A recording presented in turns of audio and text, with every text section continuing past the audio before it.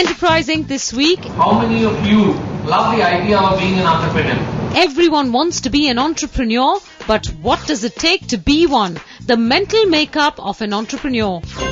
Corporate India can now cut its travel bills in half, and that's because Bangalore-based Siesta Hospitality builds customized luxury accommodation for business travellers, and it comes at half the cost of regular hotels.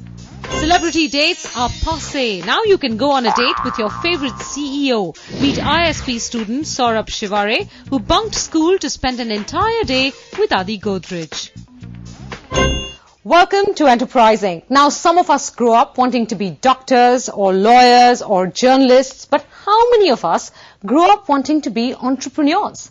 So let's suppose you did grow up wanting to be an entrepreneur, that is. You have $1 million idea and an investor who's willing to give you $1 million to back it. All set. Except there's one small hitch.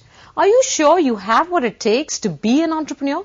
So here's where you ask me, what does it take to be an entrepreneur? Well, a question that I asked Jayat Rani, she asked others, who in turn asked others, and finally here are some answers. How many of you love the idea of being an entrepreneur? That's wonderful. So can you please tell me what are the qualities that you think that an entrepreneur must have? He should have risk-taking ability. First of all, he should have a very sharp business acumen which spans across different functions of the business. Leadership qualities. He should motivate people at all levels. Good emotional intelligence. Because the entrepreneur should not only understand the psyche of its customers, but also of his employees, the vendors and the stakeholders. An entrepreneur should have passion within him, because until and unless he has passion within him, he cannot convince other people about his ideas. He should not have, I feel, an entrepreneur. Wow, who are they talking about? Superman? Spider-Man? Catwoman? Well, yes, ladies and gentlemen, that's what entrepreneurship is all about. Not superpowers, but that's something special that only a few of us have. Ask Professor Arun Sehgal. He's been grooming entrepreneurs for the last 15 years. I don't think everyone can be an entrepreneur. There are going to be people who will be just good at managing wealth. There are people who just don't want to come out of their comfort zones. They would like to have no tensions of losing money. They would like to have a certain level of security. And their needs, as I said, are just at par with what they are getting from the corporate world. And therefore, I would say perhaps 80% of people would fall in that category. Entrepreneurship, I think, is a rare trait. And that's why, you find organizational structures in the pyramid form where there are successful people who are entrepreneurs, according to me, heading different business units on the top. And there are fewer people, I would say 20% of the people only really go on to become entrepreneurs. Dinesh Vazirani falls into that 20% category of people who dream big and are willing to risk it all on that dream. Vazirani founded art auction house Saffronart in 2000, a venture that's a success because Vazirani was not afraid to fail. If I look back at Saffronart itself, I think in the year 2003, when things really weren't working as far as the online purchase of art, we had to make a decision between success and failure, and we had to say that are we strong enough to actually go on when the company didn't have any more money? And I think that one aspect of not wanting to fail and having the courage, saying that I'm going to go on, actually pushed us to the next level. And from 2004, the art market picked up, the company started doing well, and all these little pieces of the jigsaw kind of fell into place. But Bhavan Turakia failed twice. First he tried selling assembled computers, then he tried web designing, but with no luck. Everybody told me that I was making the biggest mistake of my life by skipping out on engineering and starting off something on my own. And if I didn't really have conviction in the fact that, no, look, this is clearly the path I want to go down, it was a high likelihood that there wouldn't have been a direct eye. Direct Eye is Bhavan's third attempt at entrepreneurship. You know what they say about third time lucky.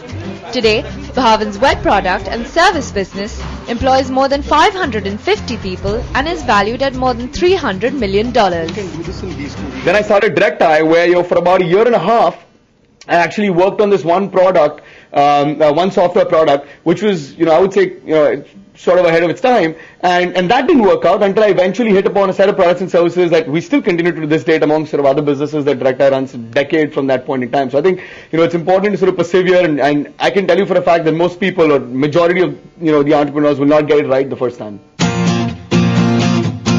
What Bhavan calls perseverance is flexibility in the book of venture capitalist Sasha Mirchandani.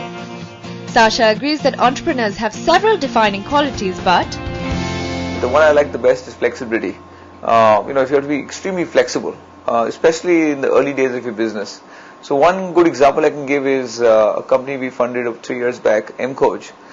We started with the premise of mobile search, but very quickly the entrepreneurs in question, the management team, the founders, realized that mobile search was really going nowhere as far as their business plan is concerned. So they managed to change the entire business model to mobile advertising, and eventually got funded by a reputable venture capital firm, and are now doing extremely well. And finally, meet Hitendra Chaturvedi, who decided quite literally to live life in reverse. Hitendra shut down his career at Microsoft, backed up 18 years of experience, and decided to start all over again, this time by logging in as an entrepreneur. He founded Reverse Logistics last year. This professional turned entrepreneur says Adaptability is the best startup software. Adaptation is not only in terms of roles, but also between tasks. And by that what I mean is being a visionary, being a thinker, as well as an execution engine. In my case, there are days in which I will be handling our phones, calls coming from our suppliers, from our customers. I will be picking up the phone and being a call center guy. On the flip side of it, I'm the one who's pitching this multi-million-dollar investment pitch to venture capitalists, to our business partners, to our customers and suppliers. So that adaptability and be able to shift gears between a task and various roles, that becomes extremely important. Psychologists tell me that entrepreneurship is a right brain attribute.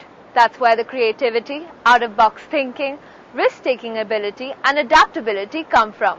But that doesn't mean all you left-brainers should despair. Find a role model, Richard Branson, Narayan Murthy, whoever picks your fancy, and then use the systematic, mechanical qualities of your left brain function to do as they did. I'm Jaya Tarani signing off. But I'll let the superheroes have the last word. I think, in some ways entrepreneurship is learned over time. I think the ability and the mental makeup of an entrepreneur is something, you don't always inherit it. I think you work hard at trying to be an entrepreneur. Something I kick myself every day. Had a great opportunity to bring cricket via internet to the Indian students when I was a grad student. Great imagination, great idea. Faulted on the execution. Somebody else tried it, sold the company to Yahoo for multi-billion dollars. I've been kicking myself in the behind from that day on. So the important thing, imagination and foresight, absolutely important. Second thing, how do you monetize it? Ideas are dime a dozen.